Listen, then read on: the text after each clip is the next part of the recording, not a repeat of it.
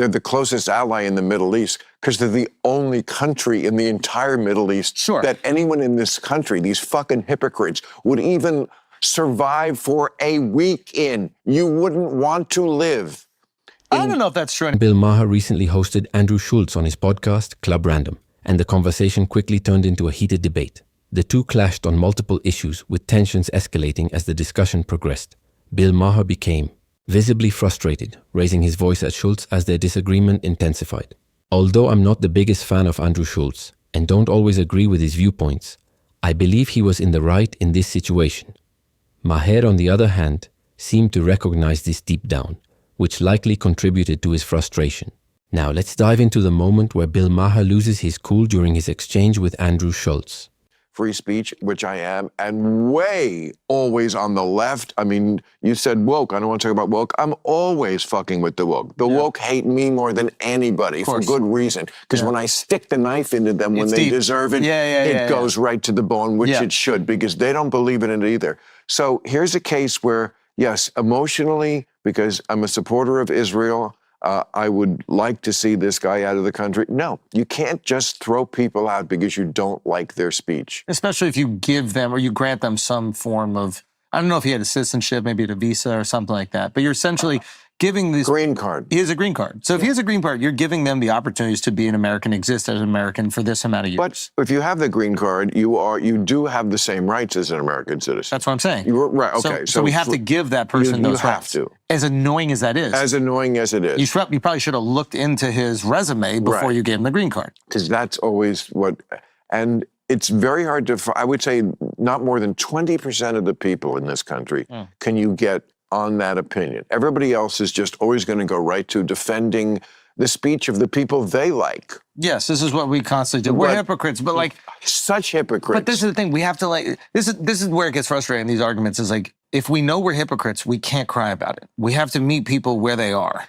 Correct. Right? So like, I mean, I'm sure you've seen on Twitter, like everybody's talking about, Israel, and like, it seems like there's waning support in America for Israel. Oh, absolutely. So here's an example, which you hear people say all the time, like, obviously the politicians have no clue how to communicate, most of them, and they're just like, well, this is our closest ally. And then you get asked why, and they go, oh, they don't know, because they're just being told that they're the closest ally.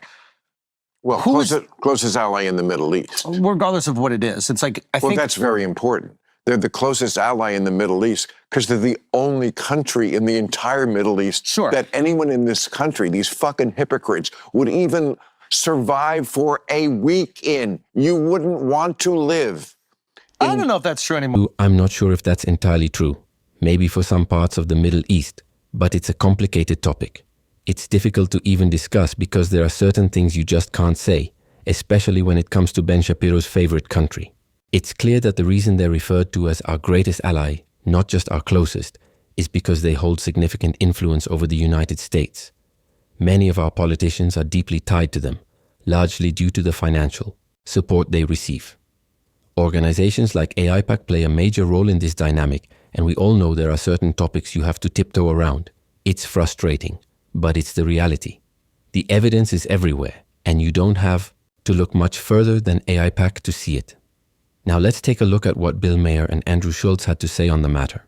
Like the UAE, I've been to Abu Dhabi. The UAE is not the Muslim world.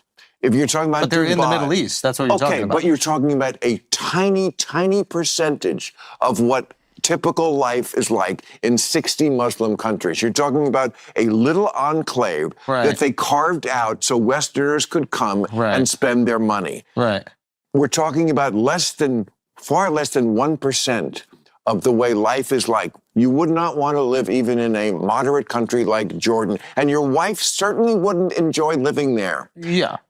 Okay? You're making logical points. Well, these are factual points. Yeah. Sure, they're factual. But, they are. Yeah, but it doesn't matter. It's like, I gave you another option that is true. Well, but it's I think, matter of fact, I would even argue that life is more relatable to the average American in the UAE or in Dubai than it is in... Again, but it's a disingenuous argument. Why is it disingenuous? Because I just told you. You said you can't live there, and I was like, here's another place. Because it's not typical. I said the entire Middle East. So if I, okay, so look, here, okay. Here's the thing. Here, all right. If I say, you have to move somewhere in America, and I'm going to throw a dart at a map with a blindfold on, and could you survive anywhere else in America where that dart? You absolutely could. You could live in Salt Lake City. You could live anywhere in America. If I throw a dart at a map of the entire, all 60 Muslim majority countries, will you say you'll live there? I could survive in every single one of them. You couldn't. How no? What? How could I not? I'm not a gay guy. I'm not, I could live in any single one of them. You're in Kabul. Your wife would have to wear a head-to-toe burqa every... That's on her. Okay. You're talking about me surviving. You're like, I could live very comfortably. Okay. I think a lot of people have been brainwashed when it comes to this topic. Personally, I wouldn't want to live in that environment, but to say you couldn't survive there, that feels like a product of Western propaganda and the negative. Narratives pushed against the Muslim world and other countries. Bill Maher seems to have fully bought into that mindset, to the point where he now believes that just being a straight male in a Muslim country means you wouldn't survive. That's simply not true. As Andrew Schulz pointed out, if you're openly gay and engaging in public displays of affection, or if your wife isn't following dress codes in certain places, you might run into serious trouble. But if you're just existing there as a regular person, you're not going to suddenly drop dead. Sure, crime exists in different places and anything could happen. But the idea that survival is impossible, that's an extreme take. I think this reflects a lot of the Western brainwashing we go through, whether in school or through mainstream media. For Bill Maher to go so far as to claim that Andrew Schulz couldn't survive in the Middle East, that's pretty wild. Single country. Like, again, let's not move the goalposts. You're asking if I could live comfortably. You could live with yourself knowing that that's how women are treated in your world. I hate this moral argument. Like, we give a fuck about women around the world. Like, no, but this is like... Yeah, you said you'd be happy. This is such a bullshit argument. It's not a bullshit argument. No, I didn't say happy. I said I could live. You keep moving the goalposts. Okay, I'm sorry. Let's stay on what you say. I could live easily in every single one of the countries outside of the wars that are existing. But you're saying in peacetime? Easily? Easily. You live easily. You could easily live in Kabul, Afghanistan. Is there war happening? Is the Taliban doing their thing? No war. No war. So the war's over. War's over? I could kick it in Kabul for a month easy. Enjoying life. Now, am I doing stand-up every night? No. But could I take a little vacation?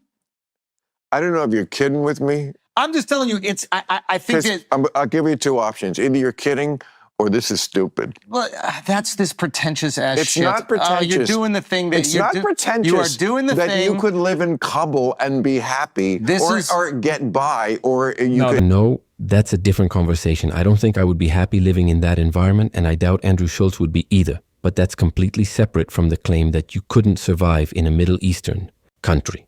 The truth is, you absolutely could, as long as you're respectful and follow the basic social norms. If you're not doing anything that would be considered offensive or illegal, you'd be fine. Personally, I wouldn't want to live there, but there's no doubt that survival isn't the issue. That's why it's important to separate and not. Wanting to live somewhere from not being able to survive there. Two very different things. I'm curious to hear your thoughts. Let me know in the comments. It'd be no big deal. You're doing this thing that gets... It's not virtue signaling to say... I didn't say virtue signaling. But that is, if you don't agree with me, you're dumb, is why Trump is elected. And this is what Democrats do. Yeah, but sometimes dumb is dumb. Yeah, but people are dumb. So deal with that shit.